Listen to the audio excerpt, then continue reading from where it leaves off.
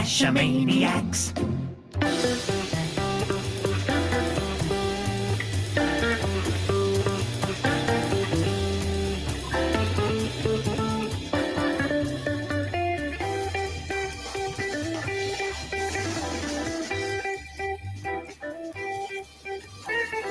Geo Gearheads.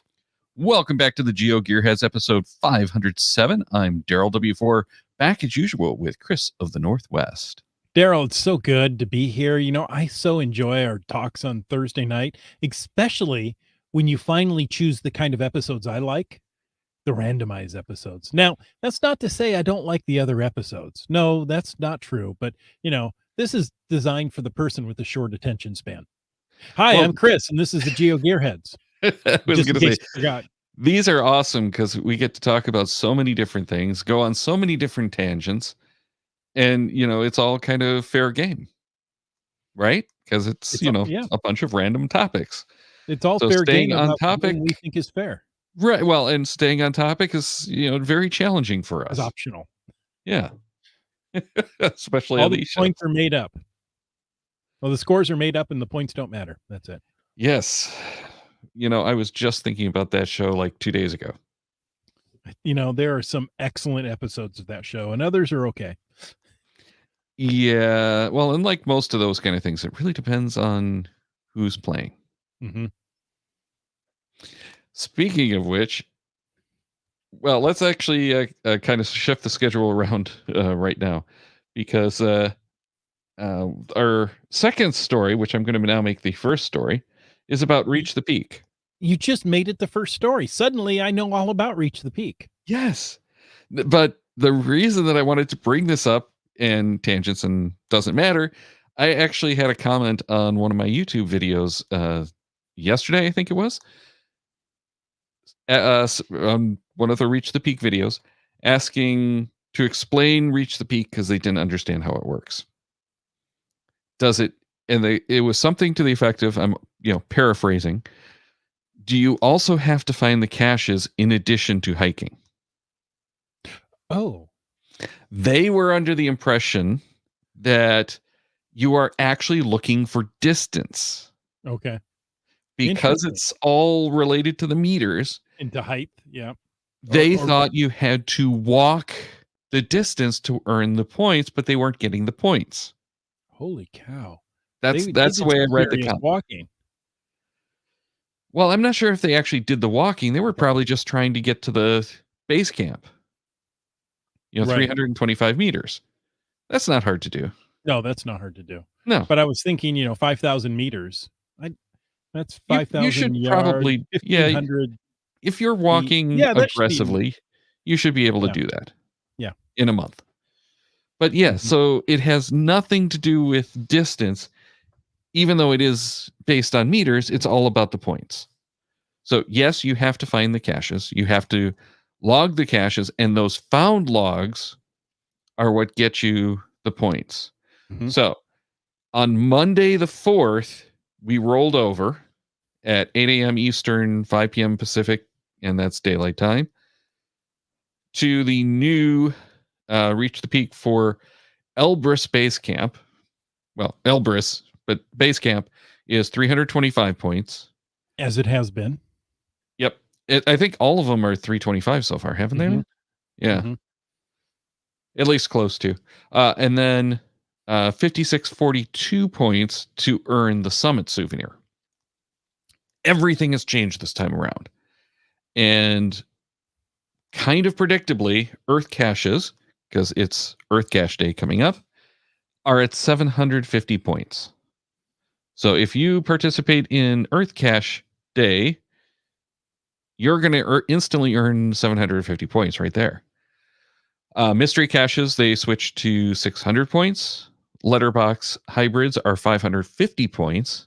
I think that's the first time that's been up there, but I didn't do my usual comparison chart. Multi-caches are at 450. A cache with 10 or more favorite points is at 450 as well. Adventure locations are down to 350. And any other find is 325. And Limax says, according to his spreadsheet, the base camp has been at 65 meters every time so far. 325. Yes. What did I say? I heard 65. Oh, I might have said 65. I'm It's been trying one of those days. to look at the blog and see if I can see the previous months, but No, I think you'd probably have to go back to our last time we talked about it. Daryl, I have to admit, I scrambled this month. Really? Yeah. Well, last month, technically. Yeah, for last month. Yeah. I had planned to go to an event where I was going to get a bunch of caches. So no big deal. In fact, I kind of want to hold off and see, how many I can get in a day. And well, I ended up having a headache a couple of days before. And I thought, you know what? I still had the headache on Saturday morning. Like, I probably shouldn't go. I need to beat this rather than go out and risk it. Yeah. Yeah. So I needed, to get back to work is really what I needed to do. I took a couple of days off for the headache. So but I didn't do it.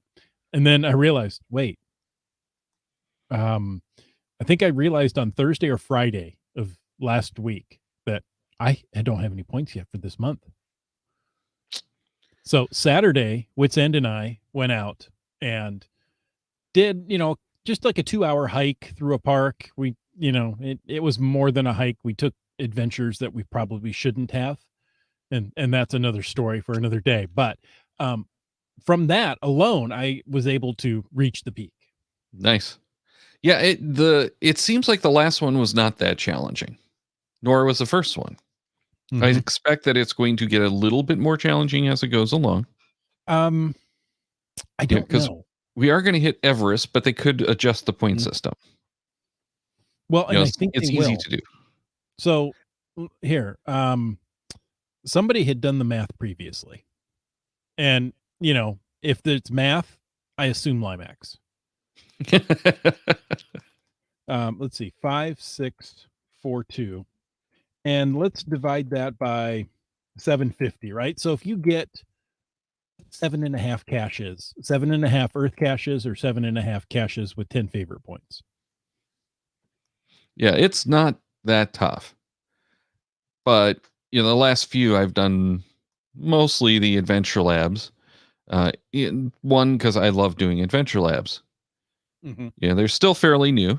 I like to see what people are doing with them. And I do enjoy, especially right now, not having to get dirty. Just so you know, it's a little over 17 caches if you do the 325 the foundants, right? Yeah. So whatever cache type you do, you're going to do between 7 and 17. Yeah, and for people like me who are trying to at least get a cache a day through the end of the year, you're going to do 30 to 31 caches a month just to keep up with that goal. Right. So I would not consider it that hard because most people listening to this show are going to try for at least that. Mm-hmm. So I'm thinking as the peaks get higher, so will the points. So they'll keep it around 10 to 12 caches to find it. Yeah, you're probably right. But we'll have to see. Well, and especially because it's getting to that time of year where for a lot of it's going to get more challenging to find caches. Mm-hmm. This is that sweet spot where for just about everyone, it's reasonable to get out. So it almost would have been better to have the higher peaks during this kind of time frame than toward, winter in North America. But you don't want to start with the most challenging ones. Exactly. And get everyone disheartened. It's anticlimactic. Yeah. I'm trying to say climate. Climatic? I'm not even going to try. Yeah. Anyway. But Limax is saying that he's only going to try for the Earth Cache this weekend since he's got busy schedules this weekend. So why don't we kick it off with the Earth Cache Day souvenir reminder. And that's this weekend, October 9th and 10th. If you log an Earth Cache, you get a souvenir. Right. Now, you know what my problem, though, is? Oh, I've got problems too. You go first, Daryl. Please tell us your I problem. have no earth caches anywhere near me of that aren't course. my own Right. that I haven't found. Well, see, then you need a trip, and you'll also fill out the rest of your peak. I've been kind of looking at that, but with weather and schedule requirements lately, that's not really been possible. No. I find it interesting that okay, GSM times 2. You just threw down the gauntlet. Here he says it's not tough for us who geocache on a regular basis. Podcasters are more challenged. They're more challenged in ways you'll never understand. But see, And he's met both of us. I always say this is why I got into the vlogging, because it makes you get out and find caches. Yeah, it does. Podcasting makes you sit down behind the microphone and talk about finding the caches. Oh, so true it is. Yeah. Though, Daryl, we have to bring up someone, and I don't want to, but I have to. We have to bring up Land Monkey and say thank you that this is. They still call it Earth Cache Day, even though it goes across 2 days, but it's technically Earth Cache Weekend. It is, and I believe I'm not sure why they still call it day. Yeah, but they do that with International Geocaching Day too. It's one day, but they usually do it 2 weekends. It usually is. Yeah, I think they intentionally schedule it to give Limax a heart attack. 2021 is October 11th. Okay, so Canadian it's just before the Thanksgiving. Because it's the 9th and 10th. So he has 2 days before the Thanksgiving meal to find his earth caches. So there you go. I apologize to our Canadian listeners that I had to go look up the holiday. It's just not one that's on my radar. So I had to look up birthdays recently. But you got to give me credit. I kind of knew where it was, right?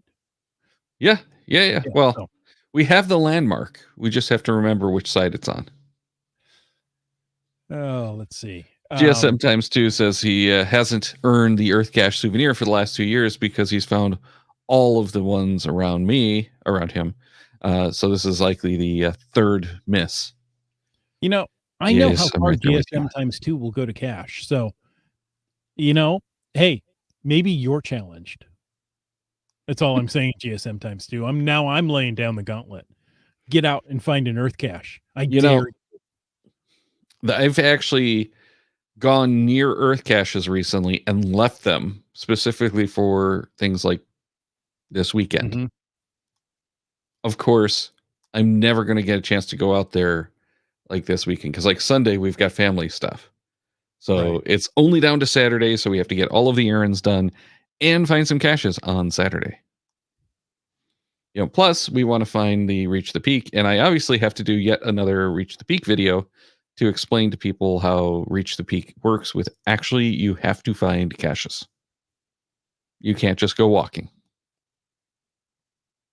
Okay, so the nearest earth cache to me is,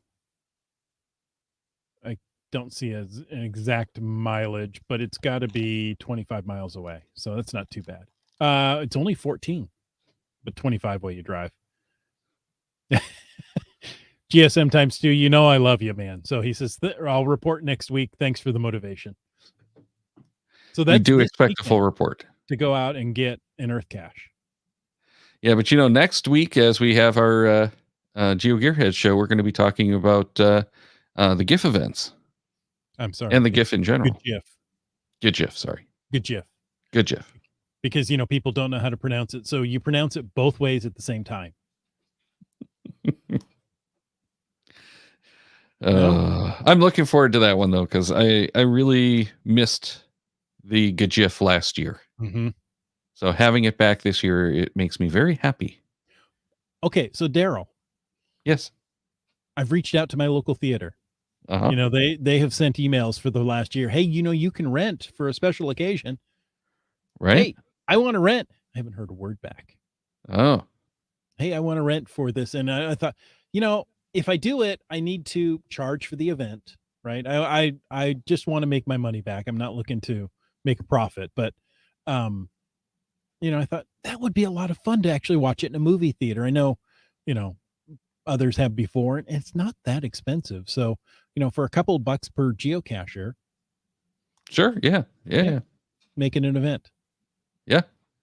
No, I love it, but it's kind of sad that they haven't reached back out. Maybe you need to find out before we have our special guest on next week to talk about exactly. Limax also says Piffle Bear has problems with poorly written geocaches where descriptions and questions are not that clear. Very difficult geologically challenged people. Very difficult for geologically challenged people. And Agreed. I have to toss myself in that ring. Yes. I mean, some of this I look at and go, what? Well, there was a time I answer. There was a time when I would do 2-3 earth caches in a weekend. Not necessarily every weekend, but we'd go and do 2 or 3 earth caches in a weekend. Even going so far as to make a trip to find a string of earth caches and hit some caches in between. And at that point, I was much better. I also had more people to lean on at that point because there were about 5 of us that would go caching together on any given day. Daryl, you can lean on me. I don't think that's going to help. You've already admitted that you're not very good at earth caches. Oh, I'm not. Oh, so I don't think I can lean on you for earth caches. Never mind then. You just stole it from me. However, I've gotten sorry. I've gotten very challenged in my earth cache abilities as of late. But I also think that earth caches have gotten much more challenging because of the new requirements, restrictions, if you will, on their placements, which we were getting a lot of stupid earth caches, the gauging stations and whatnot. How high was the water? Okay, that doesn't really teach me anything.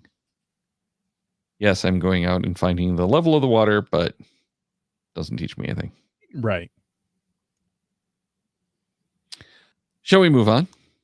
Oh, let's. Okay. Before we offend more people. I don't think that's going to happen. We're going to offend people no matter what.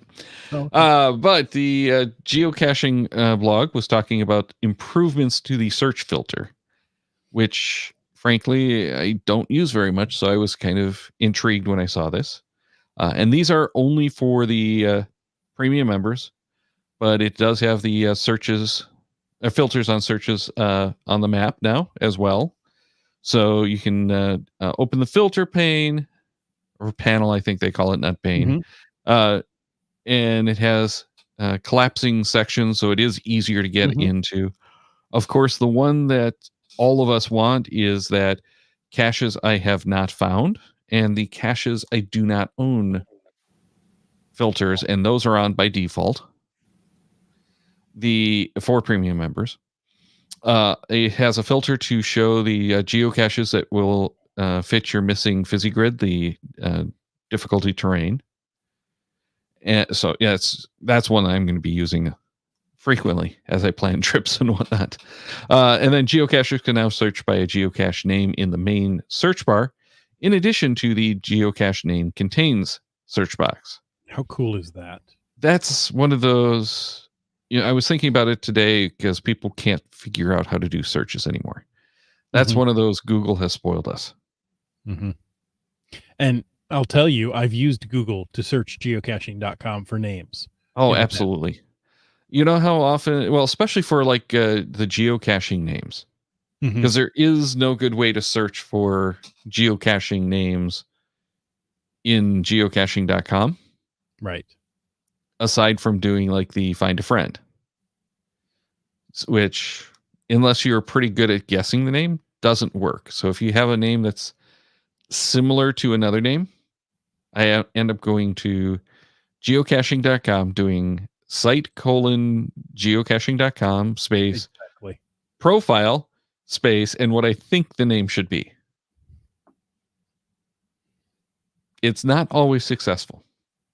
but it does work better than trying to figure out, when I don't know the exact name, how to find that cacher. GSM times 2 says the new features are very nice. Also, the ability to search for caches not found by a list of other players. Mm-hmm. I think they had that one previously. I don't think that's new, but they did do a redesign visually that seems to have brought that to the front. Right. So nice to be able to go out with a group of friends and say, hey, let's go find caches that none of us have found. And you can search the map quickly and say, look at this. We got to drive 850 miles, but there's a bunch of caches right here. One of the best newer features in Cachely, and it's not new to 7, it was in 6, is the ability to filter out finds by another player. Mm-hmm. So Renee's filters always show, don't show caches I found. And likewise, I can have that on for her. Not that there's many caches she's found that I haven't, but we have that filtered now, so we don't have to worry about the, wait, but we're passing one. I already found that. Oh, there's another one. Yes, I already found that one too. Especially for those filling of the found days. We're trying to get ones that I don't have as well, so that we can both find a cache on that day and keep our find counts up. But I've told her to find a few, because she's still trying to fill her grid, and she's missed several days too. But find a few that I found when I can't go out, and fill in the grid with caches, and that way we can go out and find them together when we can go out and find them together. You seem very intent, though, Chris. Well, I'm actually trying to help GSM times 2 here. So I'm trying. Okay, you said you do a Google search to help find a profile. So site:geocaching.com. Yep. Then what, profile and then username? Yep. Okay. That's how I usually do it. It doesn't quite give the profile on the first one. I mean, it's all about GSM times 2 here, but so yeah, the more prolific cachers, you'll usually find a bunch of caches they found. But as long as I can get to a cache page that has their profile or their found log on it, I can click through to the profile. Right. So there, I searched. I put what I searched for in Google into the show chat for you, GSM times 2. You're welcome. The thing that I found profile helps with is reducing the forum hits. Mm-hmm. And I'm not sure why. I'm guessing it's because the profile appears somewhere in the metadata.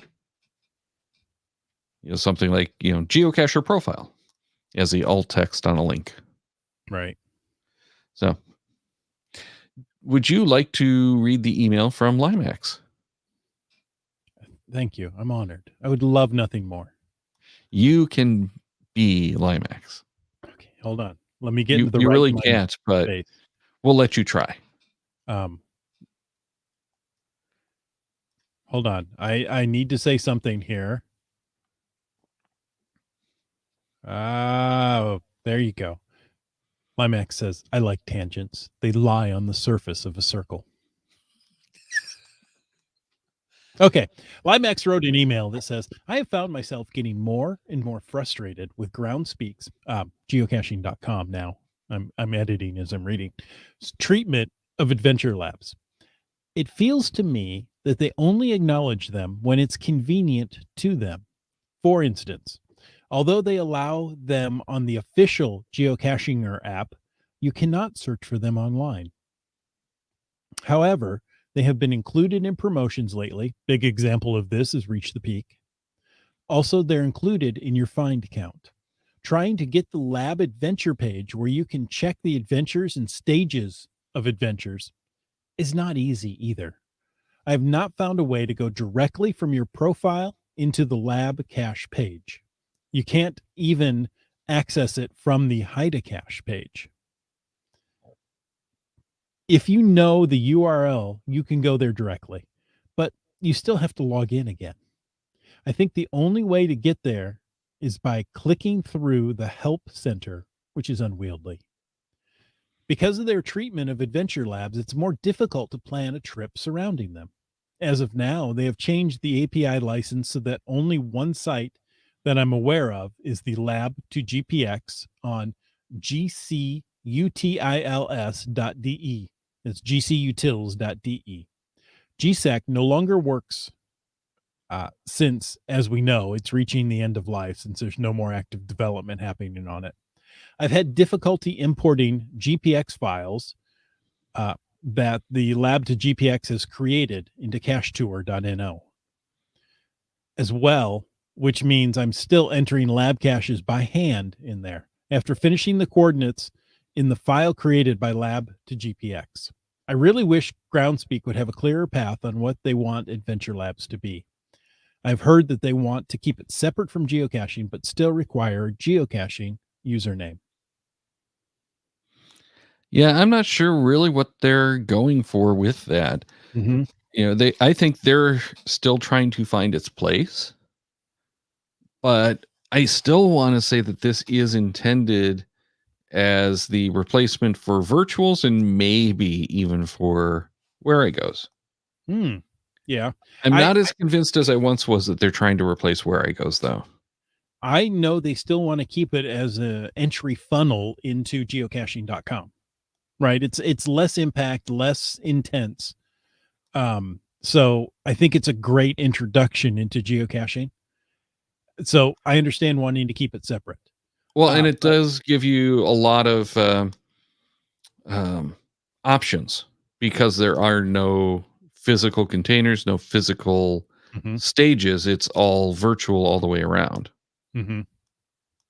So you can put them in places that you otherwise wouldn't be allowed to. I did not know that GSAC no longer works. The GSAC macros no longer work for adventures. I think what actually happened was they finally depreciated the old API and that broke, but I'm not sure. I'm not getting gcutils.de to work. Justifying Airway says, and no reviewing on the lab caches. There's that. Adventure Labs. Yeah. Which I'm not, I think that's part of the problem is they're afraid of it getting out of control. Oh, okay.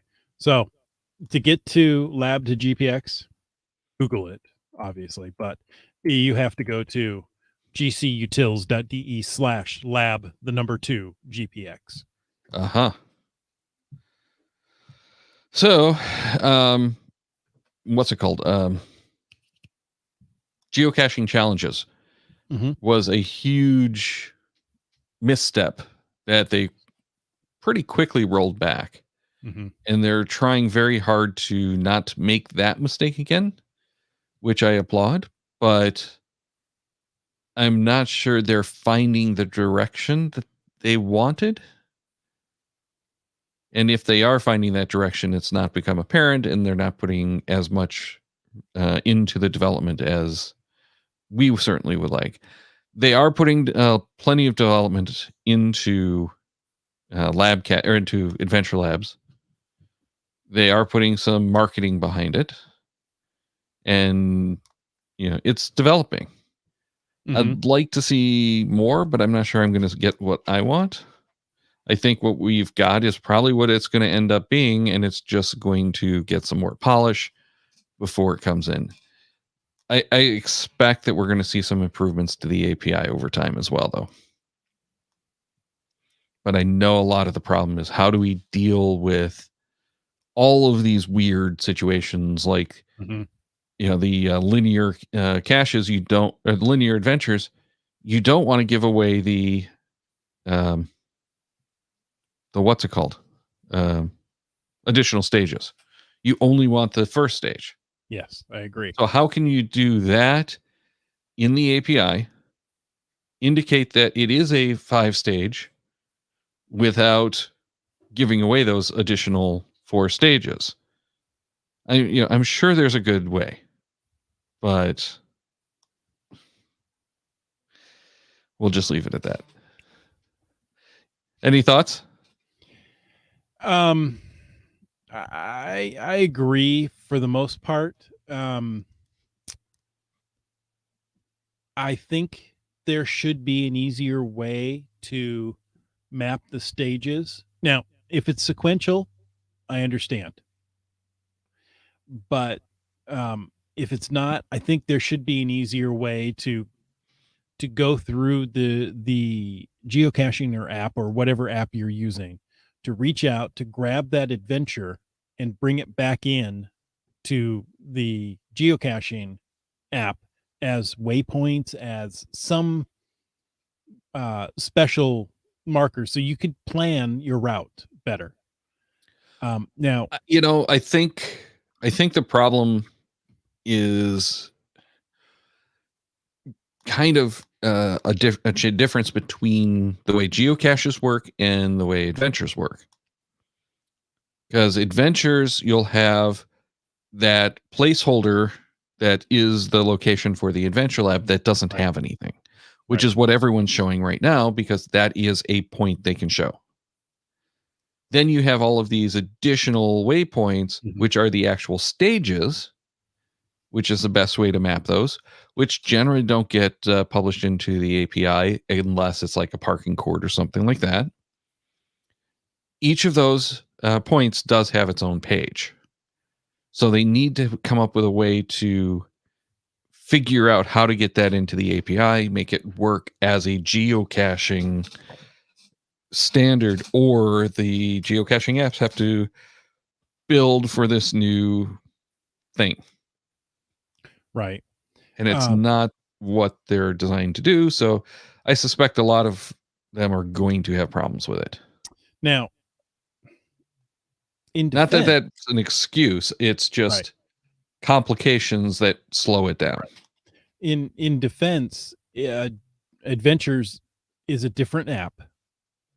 So I can understand, you can at least see the starting point in your geocaching app.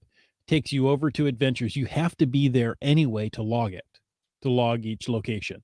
So you can't use the geocaching app to log any of the locations. So you still have to switch between apps. Right. There's no getting away from that. Nope. But you have to do the same thing with Where I Go. Right. If you use GeoGo, then you can put it in the app. Or in the same app, but yeah. Right. So maybe somebody like GeoGo will come up with a way to import non-sequential adventure locations into their... I hesitate to use the word database, but yeah, in essence, that's what it is, sure. in the GSAC sense. Yeah. But I think it's coming. It's just taking longer than we'd like. This was a project that got, lab caches have been in the works for 12, 14 years, something like that, I think. I could be totally off. But, it's only 2 or 3 years ago that they became adventurers. And, now we have an app. They shut down that web access. We now have a good way to do it from the phones, which was lacking before.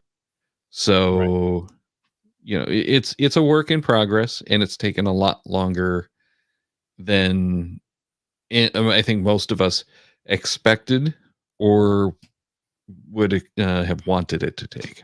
Right. However, Limax also came across a video that he shared with us called "What's Wrong with What 3 Words?" Yes. So good. It was a really good video. I didn't get a chance to finish it up. But it goes, I've kind of had a beef with What 3 Words for about a year now. When I realized some of the problems with it, with the actual system with the 3 words and how confusing it can be. I'm like, this just doesn't work. It works on paper. Right. It doesn't work in practice. Right. Then to make it worse, I realized that they were suing people who were criticizing them. Really? Yes, which they do get into in this video. Mm-hmm. But there's a lot more going wrong, and they do a very good job of quickly summarizing it in the video. So it is a worthwhile watch just to understand what's going on. And yes, it is incredibly one-sided. I applaud what they're trying to do with what 3 words.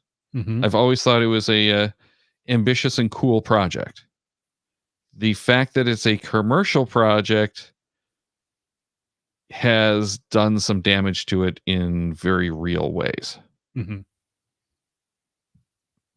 So I think my preference for the alternate systems is the plus code system. Even though that's not that much better, it is still, I think, a better solution than what 3 words is.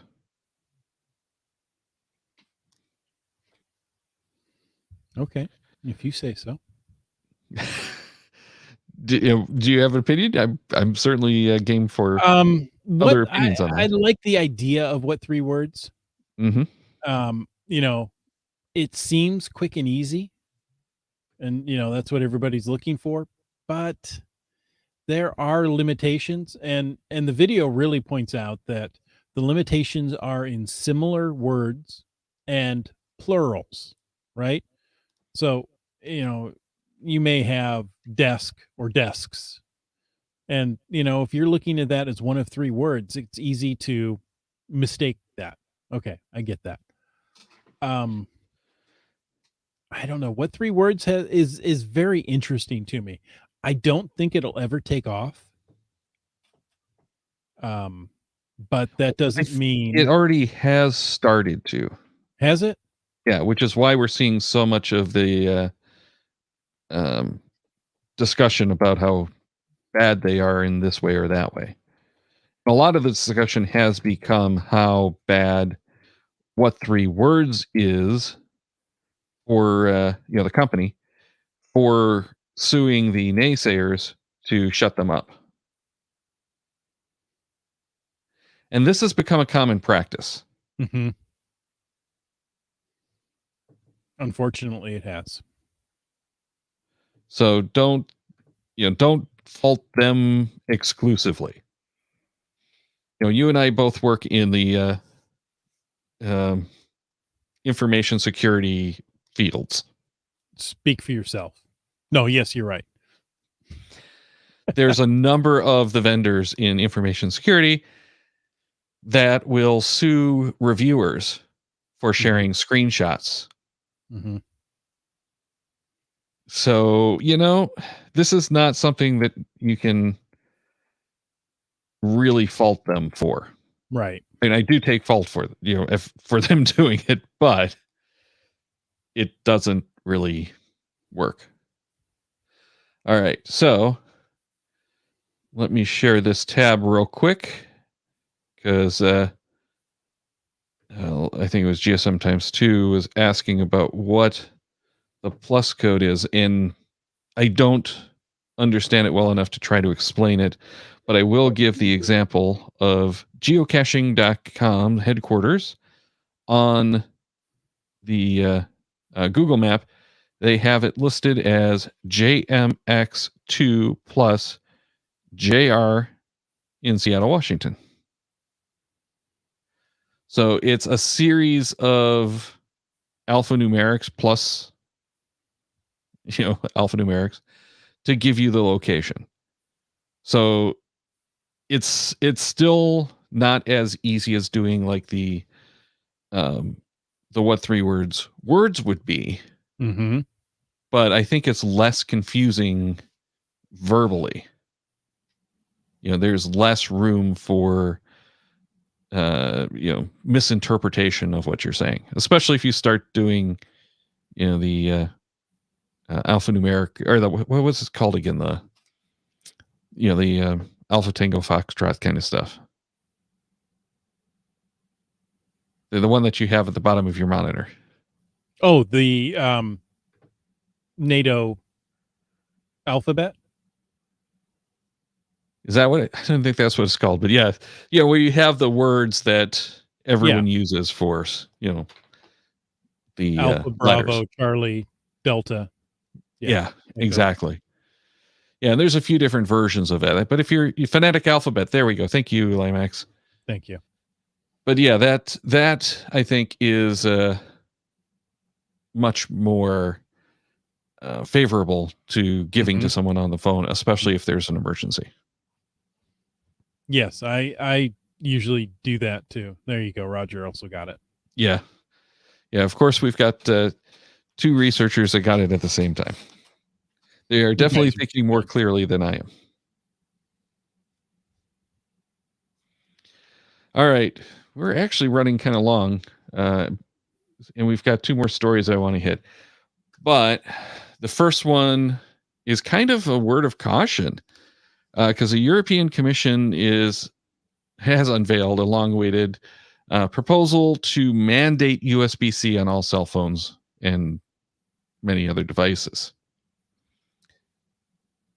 The short of it is that the EU unveiled the plans, not ratified, though that might have changed because this is now a couple of weeks old.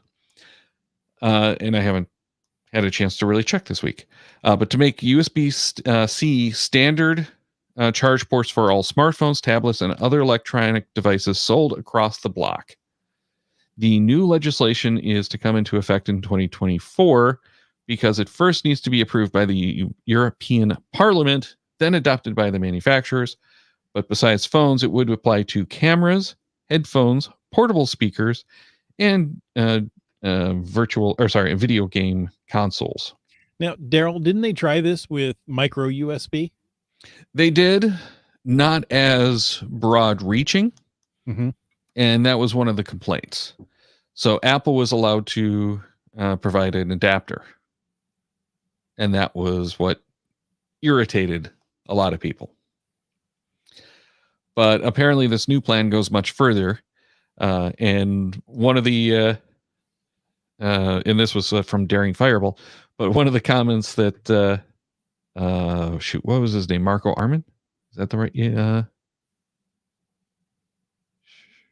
I don't have it handy. But he says, this is a profoundly stupid way to approach product design and standardization. What happens in 5 years when someone wants to use a better connector? What if they picked USB 3 5 years ago? Very good argument. And then one of the European commissioners actually came back and advocated that they can always do dual charging ports. One for USB-C and one for whatever they want to do. That's totally impractical. Totally impractical. And it's, yeah. I do applaud standardization. I like to have everything standard. And I'm not thrilled with the USB-C connector, but it's the best thing I think we've seen. Now, I have USB-C on my iPad. You know, I absolutely love it. I can plug it into my laptop adapter on my desk and have, mouse, keyboard, monitor all plug in through one port on my iPad and make my iPad much more computer-like. Now, it's not going to replace my laptop, but it's good, right? It will when your laptop breaks and you don't have a replacement. Right. Now, if I could do that on my phone, right, and get a laptop or a desktop-like experience, in an emergency, that might work. But they're not saying anything about it has to have USB-C for data, only for charging. Well, which is one of the other complaints I have about this. Why would you have it for charging and not for data? Because if you don't want to have it for data, you don't want to have it for data. Especially if you're going for dual ports, you don't want to have two data ports on the device. So if you're going to have Lightning and USB-C, the USB-C becomes power only. And there's a lot of the folks who don't want to put in the time or effort to actually make a data port work on the phones. It's another vulnerability, if nothing else. What modern phone doesn't have a data port? There's actually a few different phones I've heard of. Most of them are the more secure ones. But there's also a lot of those ultra cheap phones that don't have data. Or if they have data, it's a limited, functionality. But, even if you did have a USB-C on an iPhone, as of now, you're not going to get your mouse and keyboard and monitor off of it. On the monitor, they do have the support for the HDMI over the Lightning. But, you're not going to get it replacing your computer. And can't you use a Bluetooth mouse or keyboard with the phone? It might have changed with 14 or 15. It's got mouse and keyboard support built in. Does it have the mouse? I thought it was only keyboard. I don't know. It used to be keyboard only. So, like I've got the keyboard connected to my phone where I type on the keyboard, but it didn't have a mouse. That came to the iPad, but not to the phone last I knew. So check me on that, because I haven't really paid too much attention to that in the last couple of years.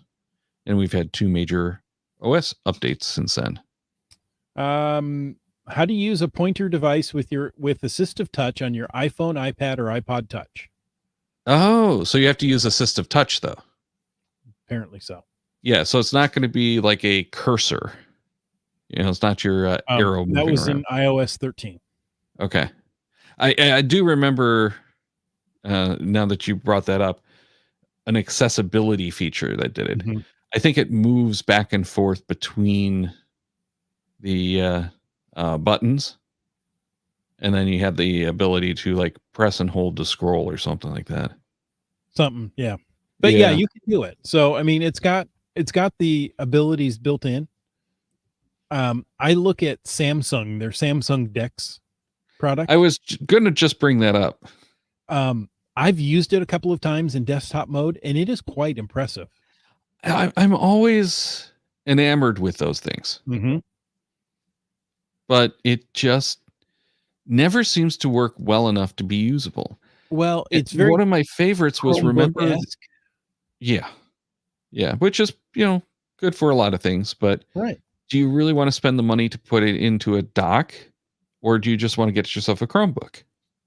But I mean, if you can plug it in with one cord and just leave it sitting on your desk, I'm shocked that this hasn't come about quicker than I thought. I think this is going to be the next big change in computing, is that your phone or pocket device, whatever you want to call it, you're going to take it, plug it in at work to a keyboard, mouse, and display, maybe network, right?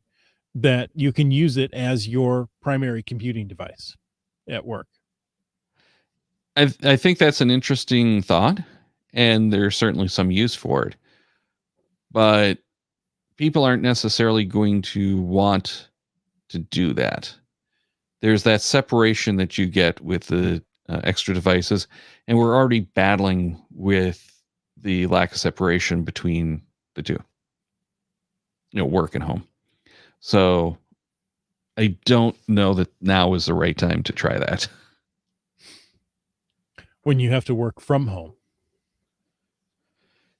Right. Well, yeah, and that's the whole thing, is that at this point, there is no separation. It's like my separation between, in mine, I go into the office, but my separation between work and home for most people is, the door to the office I've converted to a bedroom. Mm-hmm. If you're lucky. For most people, it's I'm working on the living room floor or dining room table or whatever. Right. I know people who are having to step over the dog in the hallway. I know people who have been working from their kids' desks in the kids' room while the kids are out playing. Mm-hmm. So it's not a very good work situation for a lot of people. And they're going to be very cognizant of that when you start suggesting, okay, here's your phone. This is your new laptop. Take that home. So we'll see. I think there is a lot of value in that concept. I just don't know that it's going to work. And I think we're probably going to see newer interfaces that enable the phone to be more useful at work. It won't be the keyboard, mouse, and screen. I'm not sure what it's going to be. Mm-hmm. And that's why it hasn't happened yet either.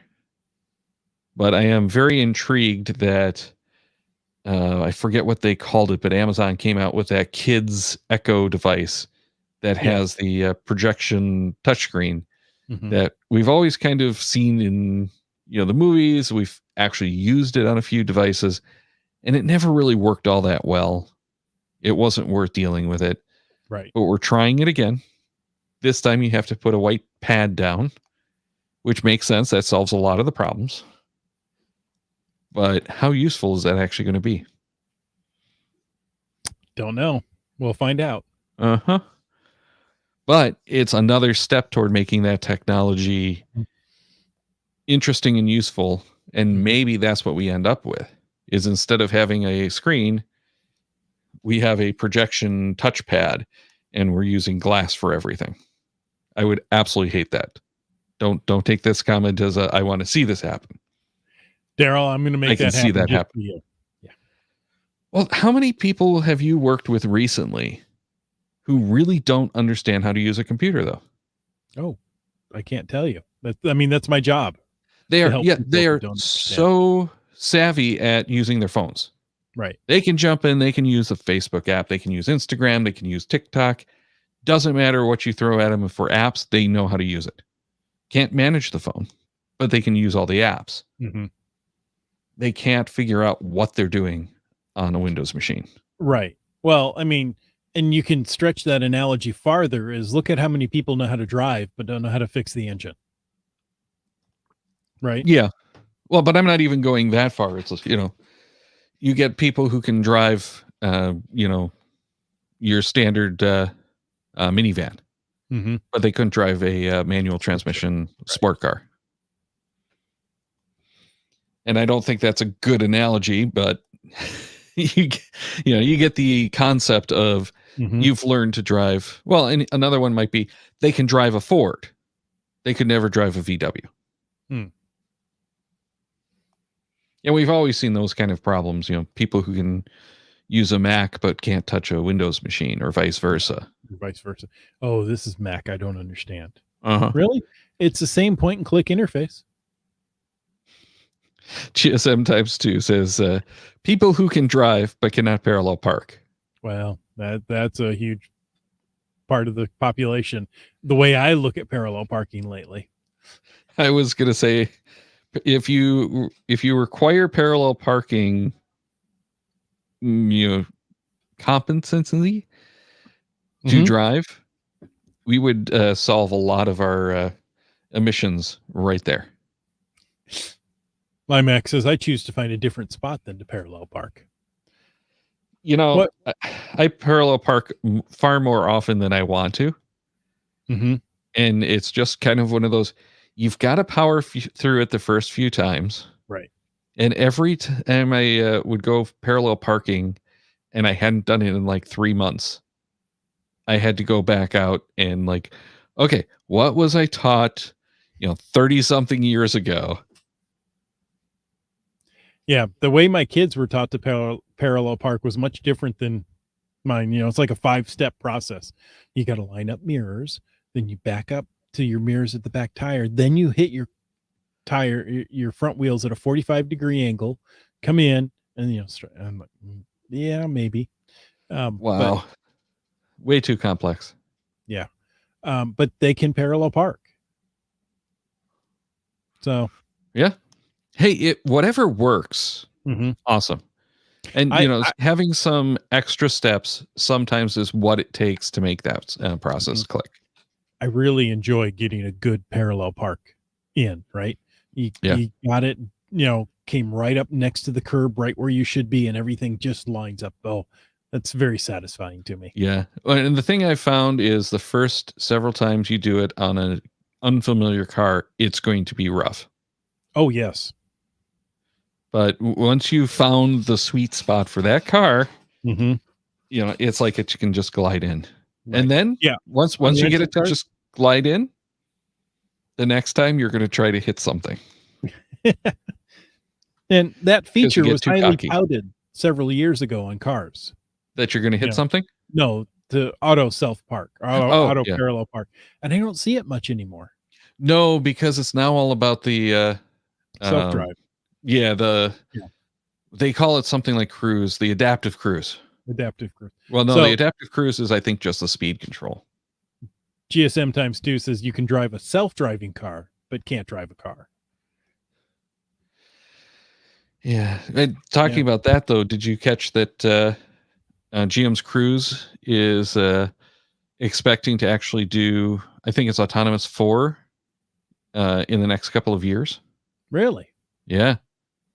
So their self-driving cars will actually handle turns and everything in the very near future. Well, I look forward to that because I spent an hour and a half in traffic, and I knew if they were all not autonomous, but self-driving and communicating with each other. Hey, I'm going straight. You can go ahead and cut in front of me because you're cutting over a lane or two. You go do that. And, if we all just adjust speeds, traffic flows nicely. Yeah. And let the cars talk to each other and leave the people out of it. Yeah. Yeah. And that's what I really look forward to. Everything is going to be so much safer and faster if we can eliminate the human element from driving. Mm-hmm. The problem is, no matter what, we're going to have at least 15 years, is my guess, of transition. Mm-hmm. And there will be people who don't want to give up driving. Absolutely. I still am. Yeah, I still want to have one car. But I would absolutely love to be able to just hail an Uber self-driving taxi kind of thing to get to work. Mm-hmm. And not have, two cars in the family. So anyway, getting back onto another weird subject. We've been talking and, sidetracking ourselves for way too long because we're almost at an hour. However, we have to have a GPS-based story, GNS story. Otherwise, it's not a randomized episode. No, we have to have it. And unfortunately, the only story that I really found for this randomized episode was about the GPS 3-5, meaning the 5th GPS 3 satellite, being launched on a reused SpaceX rocket. So this is the first refurbished booster that they've launched a GPS satellite on. So very cool. I'm sure, all seen the videos of all of the attempts by SpaceX, both successful and not, on recovering their boosters, but it actually made it. Yeah. That is very exciting. Now, Daryl, we don't have self-driving cars, but we have self-landing rockets. I'm not sure that they're actually fully self-landing. I think there is still some remote control. No, I thought they were totally autonomous. They may be, but I thought that they're at least still monitored. Oh yeah. And I seem to remember that they have an abort at the very least, but they did have some corrections that they could do, if I remember. Mm-hmm. But yeah, I'm just so excited. One, to have a GPS story, because we can't do a randomize without some kind of GNS. But two, that we've now got this dream of reusing these rockets that's actually panned out. Because this has been a lot longer road than I kind of expected it to be. Mm-hmm. I thought they would have figured this out. Yeah, probably about 2 years ago. It seemed like they were on track, and then they just had this whole series of whoopsies. Whoopsies? That's what you're calling whoopsies? Okay. Yes. Yeah, I'm just going to call them whoopsies. But yeah, very exciting. And it's going to mean bigger and better things, I think, for all of us long term. Mm-hmm. Especially as we start getting into more of the low Earth orbit communications stuff that we've been looking at. I think that's going to hold a lot of promise for us. And that is going to wrap up this edition of the Geo Gearheads, our last random topic for tonight. But make sure to tune in next week, because as I mentioned before, we've got a very exciting show, at least for me, on the GIF events and the GIF in general, because, I've missed it. I want it to come back. Then the following week, we're going to be talking. The following week, we're going to be talking about the virtual cashback. So make sure to join us for both of those episodes. And until then, check the Cacheamaniacs website at cacheamaniacs.com for more on the GeoGearheads, including show notes for this and all of our episodes. We love hearing from our listeners, so leave us feedback by emailing geogearheads at cacheamaniacs.com or through the many channels of social media. Your support helps keep the Cacheamaniac shows coming. Please consider becoming a patron through the link on our website to support the Cacheamaniac shows. GeoGearheads is produced by Chris Umfenauer and Daryl Wattenberg. The show's copyright 2021 by Daryl Wattenberg. All rights reserved.